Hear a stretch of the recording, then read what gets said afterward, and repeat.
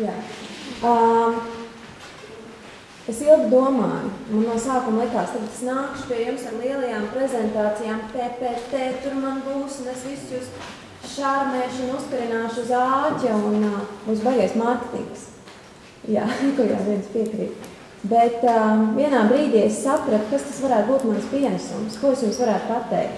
Jo es neesmu no tiem šausmīgi jaukajiem cilvēkiem, kas varbūt rāda mākslu, lai paustu savus uzskatus par politiskiem procesiem. Es vienmēr nodomāju, cik forši ir, ka tu kaut ko tādu var uztaisīt. Man nekad tam nav laika izņemot kaut kādus blogu ierakstus, tā teikt, vai kaut ko tādu. Un es arī nekad neesmu saņēmusies, un es laikam arī esmu mazliet savādāk sev definējusi jauniešu jēdzienu kā tādu. Es neesmu piedalījusies organizācijās. Bet man ir mana iekšējā cīņa, un tas ir tas, ko es jums varu šodien dot un ko es varu pastāstīt. Jo viena lieta, ka mums stāsta, ka viss ir jāiet, jādara, bet tad tu esi tas cilvēks, kas ir tās izvēles priekšā, un tur ir kaut kādas iekšējās saistības, problēmas, un tas viss. Un man ir tieši 15 minūtes laika, lai jums pastāstītu, ka tas viss, ko es esmu darījis līdz šim, principā ir bijis nekas, un es visu laiku jūtos kā tas jaunietis, kuram būtu jāsāk beidzot darīt tā savu lieta.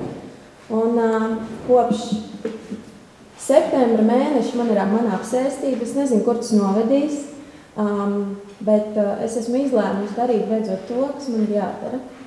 Un es gribu rakstīt grāmatas. Es 10 gadus esmu malusies pa reklāmas aģentūrām, es esmu no maza kantorīša strādājot ar vienu šausmīgi jauku, bet dīvainu gruzīnu priekšnieku par pārdevēju. Es esmu tikusi līdz tam, ka es varu strādāt kopā ar absolūti ģeniāliem cilvēkiem. Man ir katru dienu ir tā, ka es atnāku uz darbu un liekas, wow, tas Viņķels gan ir viens gudrs džeks, un es stāvu viņam blakus, un es esmu tāpat mazā apsīta, un man ir tikai tik un tik gadi, bet redz, kā es fotējos. Bet tad vienā brīdī es aizēju virtuvē un dzeru kafiju, saprotu, ka es neesmu dabūjusi to, ko es gribu, un es neesmu tur, kur man ir jābūt. Un tāpēc tap Melnzeme. Melnzeme ir ļoti privāts stāsts. Un Melnzeme bija ļoti privāts stāsts tajā brīdī, kad mēs gājām pie cilvēkiem un teicām, mēs gribam izdot grāmatas, un mums būs bildes no Indijas, un tur būs erotiski teksti. Nu, es teicu, jūs ko? Mēs jums naudu nedosim, mums ziedonis mirst. Es atvainojos, bet mēs viņam naudu nevaram iedot.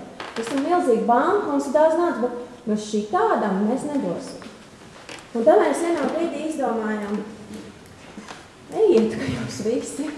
Mēs paši iztaisīsim to, ko mums vajag.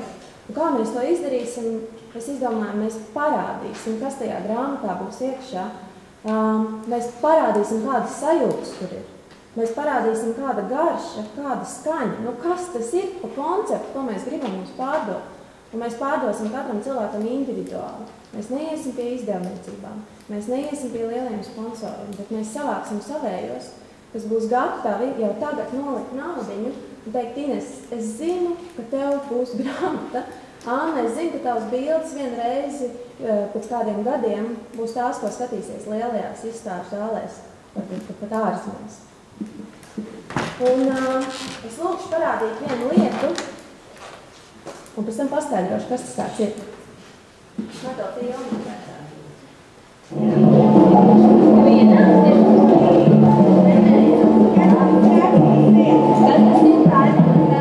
Leģenda par ņuņām. Melna zeme, melni ļaudis, sulīgi, mikli, melni, slīdoši zemes graudi. Galīgi ne paradīze, bet sākums. Tāda ir tā vieta Melnzeme, kur sākās mans un tavs stāsts. Sen jau aizmirsies, ka arī tur viss smirdēja pēc iekšām un asīm, ka tur viss bija tāpat un tikpat īsti kā šodien. Neviens vairs neatminas, ka toreiz paradīze bija pa īsta, ka bija nātris un zarus ķēzīgi kuki. Mēs bijām kaili un mums mazliet sala no rasas, no lietus. Mēs kasījāmies no kukaiņu dzēlieniem un koku vizes raudiem, no akmeņu cietumu pagalviem. Tāpat kā šodien mēs slēpāmies aiz krūma, lai pakakātu. Tik daudz kalnu un godi jau mums bija. Aizver acis un atminies, bet šoreiz patiešām mūsu paradīzes bildes mirda. Tur ir daudz kā skaista, neprātīgi skaista, bet tur smīga, pēc putekļiem, nepas dūmjām, attiecībām, pēciem, tāpējiem, āboliem un lapu ugums, kura dūmiem, pēc īstenības. Un mūsu Dievs nebija nekas cits, kā nevarīgs nekas, un mēs paši vēl nejutuši zīdāji. Tā nav pazaudētā zelta zeme, tā ir īsta, ievelkuši, pazudinoši melna. Ko tu čīsti, ko tu gūri atpakaļ uz savu zaudēto paradīzi? Ko tu meklē savu nevarīgo Dievu, kas viss jau sen ir mūsu? Nevarēja saprast, pie ko, vai ne?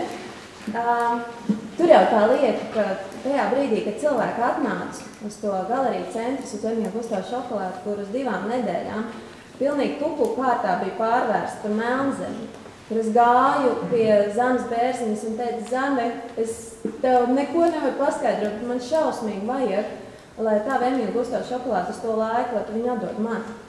Es gāju pie galerijas centrus un es teicu, mīļais, Linstov, tu esi šausmīgi jauks un spīdīgs, bet man vajag savest mucas un nolikt uz Rīdzenes ielas. Un tagad tie cilvēki atnāca tur uz vietas un tagad viņiem teica, tagad mēs pišķi to tekstu paspēlēsim, un kā viņš skan.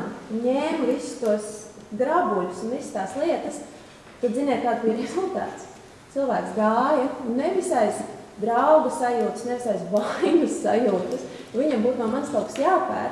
Viņš gāja un nopirka to karti. Un man bija 20 lati un vēl 20 lati un vēl 20 lati. Un katru dienu internetā melnzeme.com nāk vēl cilvēki un pasūta.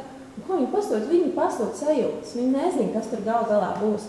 Viņi nezina, kāds links ir starp tām jocīgajām Indijas bildēm un starp tiem, kā man teica, erotiskajiem tekstiem, kaut arī tās visu muļķības mums vienkārši jāizlasa. Un tas ir tas mans individuālais ceļš.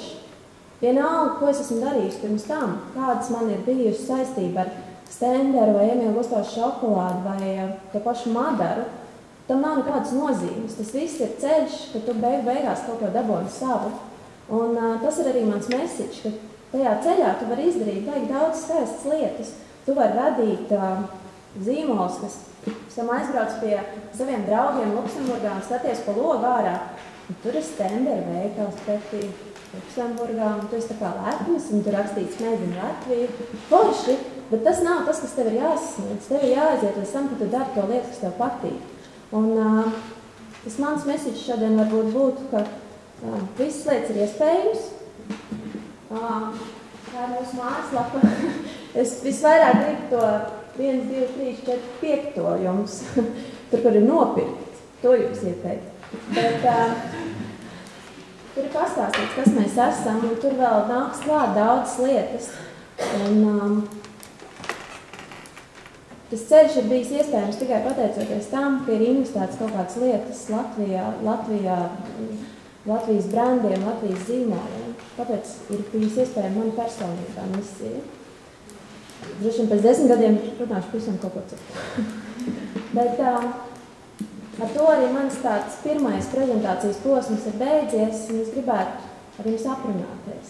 Es īstenībā ļoti rūpīgi sadalīju savu laiku tā, lai man pietiktu sarunai, jo es esmu mazliet nogurusi no tiem pareizajiem jautājumiem, kā jūs pelnīsiet naudu, un vai jums jau ir atvērts bankas konts un tādas lietas, kas gribētu zināt. Jums dzirdēt jautājumu.